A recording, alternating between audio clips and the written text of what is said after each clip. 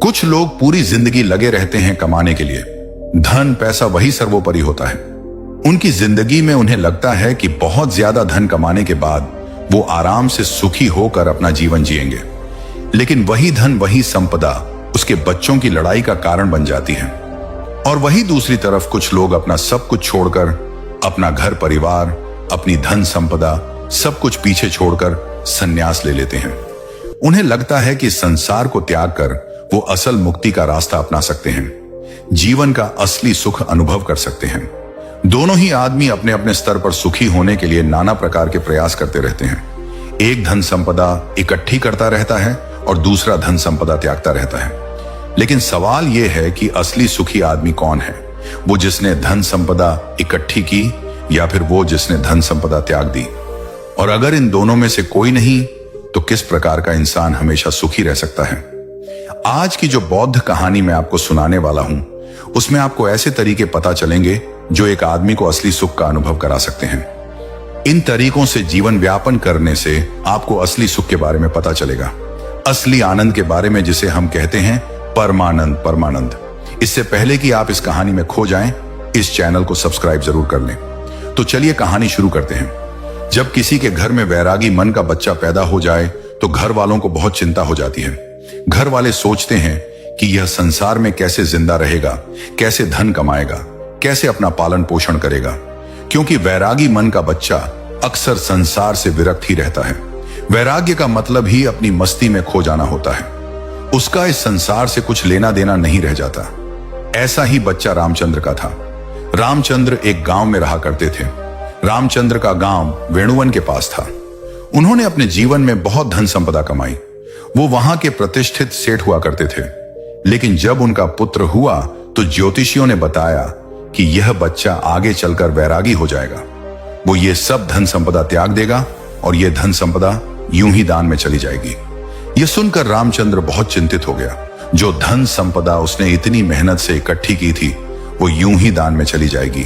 उसका बेटा वैरागी हो जाएगा। आखिर ये धन संपदा मैंने किसके लिए इकट्ठा की है?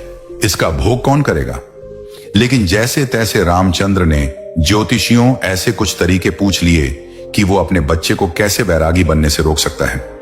ज्योतिषियों ने भी उन्हें कुछ तरीके बताए जिसके द्वारा वो श्याम को, यानी उनका बेटा, उसको वैरागी बनने से रोक सके। धीरे धीरे समय बीतता रहा और दुनिया अपने चलन से चलती रही।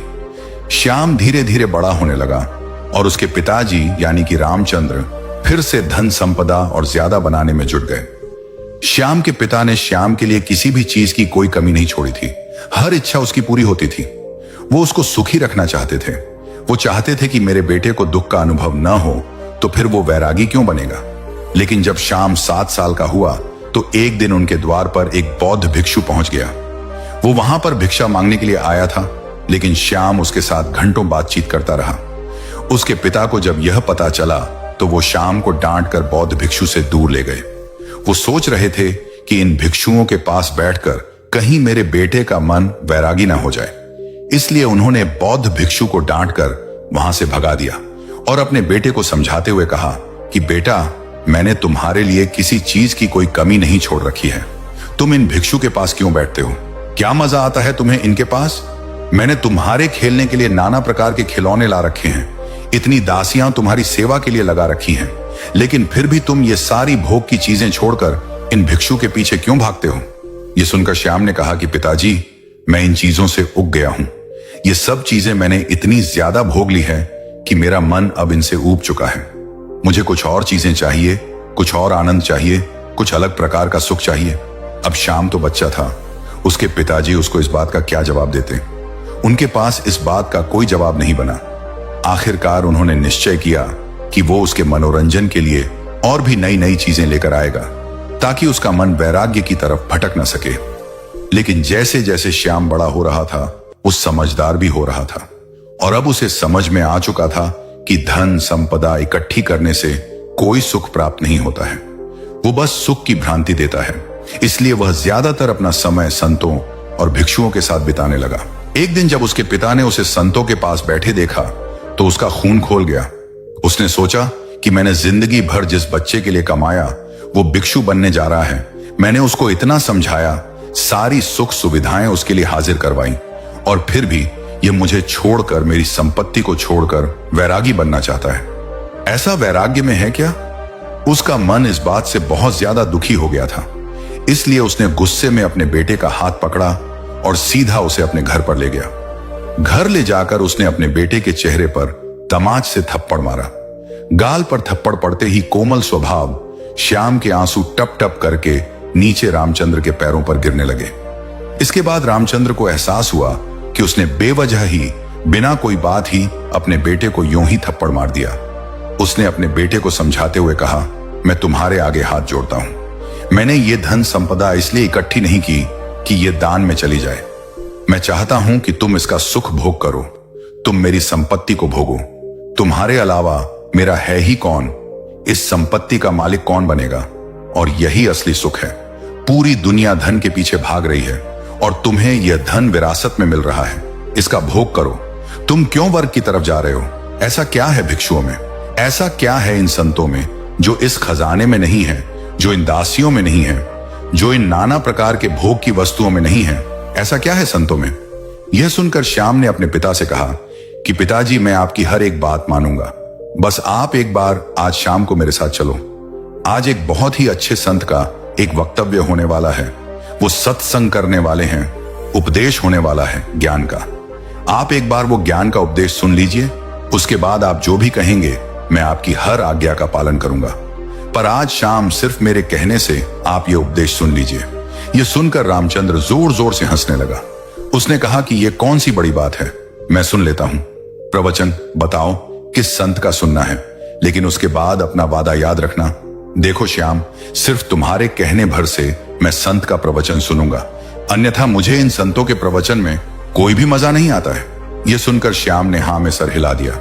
शाम को दोनों बाप बेटे प्रवचन स्थल पर पहुंच गए, जहां पर वो संत आज उपदेश देने वाले थे। थोड़ी देर बाद जब वो संत वहां पर पहुंचे तो सभी लोगों ने उठकर उनका अभिनंदन किया। उसके बाद संत ने कहना शुरू किया कि संतोष के फल बहुत मीठे होते हैं। जो आदमी संतोष का फल छक लेता है, उसके मन में अपार शांति का उदय होता है। इंसान को जो कुछ मिला है उसी में उसे संतोष करने का अभ्यास करना चाहिए। कोई आदमी गरीब है तो कोई आदमी अमीर है, लेकिन दोनों में ही ज्यादा धन पाने की इच्छा है, ज्यादा धन पाने की लालसा है। तो दोनों में अंतर क्या हुआ? लेकिन जो इंसान जितना है उसी में संतोष करना सीख लेता है, तो उस इंसान ने परमात्मा की तरफ अपना पहला कदम बढ़ा दिया। तो वहीं पर सभा में एक विकलांग आदमी बैठा हुआ था। यह सुनकर उसका मन उद्ग्विन हो गया। उसने तत्क्षण संत से पूछा कि हे महात्मन, आप कहते हैं कि संतोष रखिए, मैं किस प्रकार संतोष रखूं? मुझे भगवान ने क्या दिया? मुझे तो हाथ पैर भी सही सलामत नहीं दिए ताकि मैं अपना पेट भर सके। अब आप ही बताइए कि मैं संतोष किस प्रकार रखूं, कैसे मैं अपने मन को समझाऊं? यह सुनकर उस संत ने मुस्कुराते हुए कहा कि भंते, असंतोष रखने से क्या तुम अपने हाथ पैर वापस पा सकते हो? ठीक है, मैं कहता हूं कि तुम संतोष मत रखो, तो उससे क्या फर्क होगा? क्या भेद पड़ेगा? अरे तुम्हारे हाथ पैर तो फिर भी नहीं आएंगे, लेकिन असंतोष की वजह से तुम अपने मन को, अपने चित्त को दुखी जरूर कर लोगे। इसलिए तुम्हारे पास कोई भी विकल्प नहीं है संतोष के अलावा। तुम्हें चाहे मजबूरी वश या अपने मन के अनुसार ही संतोष पैदा करना होगा। उसे संतोष को पैदा करने के बाद तुम अपने मन की शांति प्राप्त कर सकते हो। याद रखना, जीवन का परम लक्ष्य एकमात्र होता है, और वो होता है अपने मन की एकांतता। चाहे हम माया के सागर में प्यारेज कर ये भूल जाए कि जीवन का परम लक्ष्य क्या होता है। हम ये भूल जाते हैं, हम नए नए लक्ष्य बना लेते हैं। जीवन में यह प्राप्त करना है, वो प्राप्त करना है, जीवन में अमीर बनना है, प्रतिष्ठित बनना है, और यही लक्ष्य हम सर्वोच्च लक्ष्य बना लेते हैं। लेकिन यह सब माया का ही एक सागर है। लेकिन जिस दिन तुम माया के सागर को पार करके दूसरे किनारे पर पहुंचोगे, उस दिन तुम्हें एहसास होगा कि जीवन का परम लक्ष्य एक ही होना चाहिए, और वो है मन की शांति, मन की एकाग्रता, मन की एकांतता। और जब तुम अपने मन के एकांत को पहचान लेते हो, उसे अनुभव कर लेते हो, उसके आनंद को छक लेते हो, तो फिर व्यर्थ के लक्ष्य, व्यर्थ की चिंताएं, सब कुछ पीछे छूट जाता है और बच जाती है। एक चीज और, वो है मन का। इसके बाद उस संत ने उस विकलांग आदमी से पूछा कि चलो तुम ही बताओ, अगर तुम्हारे हाथ पैर होते तो तुम क्या करते? क्या तुम उस वक्त खुश रहते, सुखी रह सकते? जरा सोचो, अगर आज तुम्हारे हाथ पैर आ जाएंगे तो तुम अपने जीवन में नए लक्ष्य स्थापित कर लोगे कि मुझे ये बनाना है, मुझे यह चाहिए, मुझे वो चाहिए, और उसके बाद वो नहीं मिलेंगे तो फिर से मन में असंतोष पैदा होगा। असंतोष को हमारे शरीर से कुछ लेना देना नहीं है, उसकी उत्पत्ति तो मन से होती है, चीजों का भराव तो मन से होता है। अक्सर मैंने विकलांग लोगों हट्टे कट्टे हंसते हुए देखा है और सुस्त लोगों को रोते हुए देखा है, तो संतोष और शांति का आपके शरीर से कोई लेना देना नहीं है। अपने मन को परिपक्व कीजिए, अपने मन को समझाए, विवेक पैदा कीजिए कि माया के सागर को पार करके मन की शांति तक कैसे पहुंचना है। और माया को समझने के लिए हमें कोई वैरागी नहीं बनना है। वैराग्य तो छोड़ना होता है, छोड़कर भाग जाना होता है।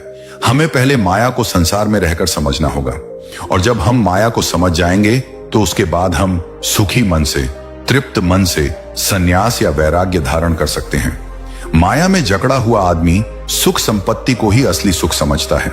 संपत्ति, धन, प्रतिष्ठा यही उसके लिए सर्वोच्च होते हैं। लेकिन अगर वो अपना विवेक माया से कभी ऊपर उठा पाया तो वो जरूर ये एहसास कर पाएगा कि असली सुख और असली आनंद का इस धन संपदा से कोई लेना देना नहीं है। वो तो निरंतर है। वो परमानंद तो किसी चीज से जुड़ा हुआ नहीं है, वो तो सिर्फ परमात्मा के लिए है, उस शाश्वत सत्ता के लिए है जो उसको माया से बाहर उतर रही है। प्रभु का स्मरण या कहें कि ध्यान, ये दोनों चीजें आपको माया से ऊपर उठाकर एक नया नजरिया प्रदान करती है, और वही नजरिया परमानंद का होता है। ध्यान और प्रभु के स्मरण के अलावा अगर हम प्रेम का रास्ता चुनते हैं, दिव्य प्रेम का, तो भी हम उस परमानंद को हासिल कर सकते हैं। और प्रेम का रास्ता ध्यान के रास्ते से कहीं आसान है, इसलिए दिव्य प्रेम का अभ्यास कीजिए।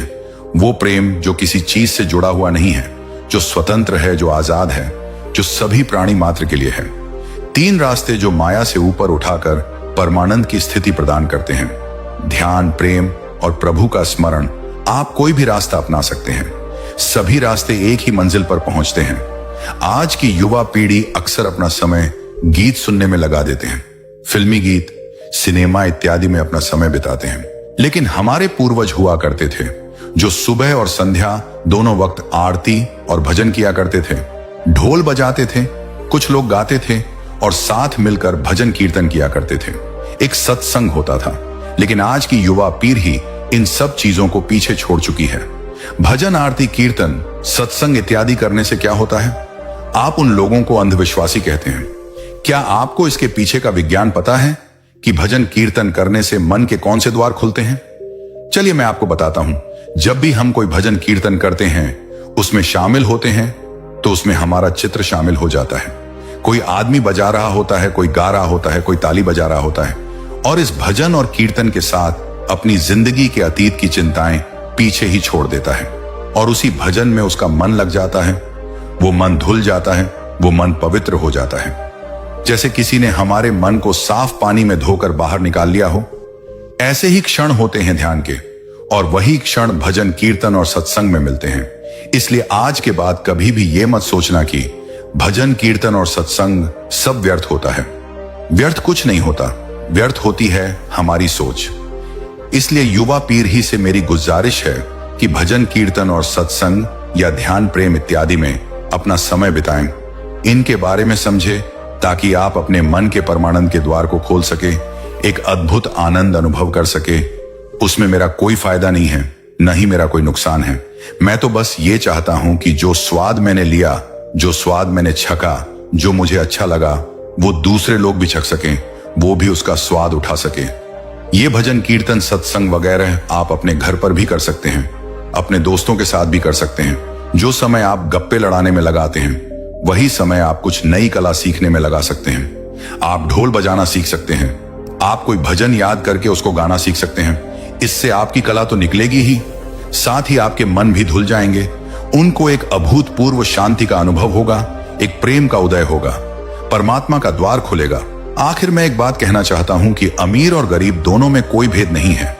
जब तक आदमी माया के सागर को पार करके परमानंद की अनुभूति नहीं ले लेता, और जिस आदमी ने परमानंद की अनुभूति ले ली ना, तो वो गरीब रहता है और न ही वो अमीर रहता है, वो सम्राट बन जाता है, क्योंकि उसने वो चीज अनुभव की जो एक अमीर और गरीब दोनों में से कोई नहीं कर पाया।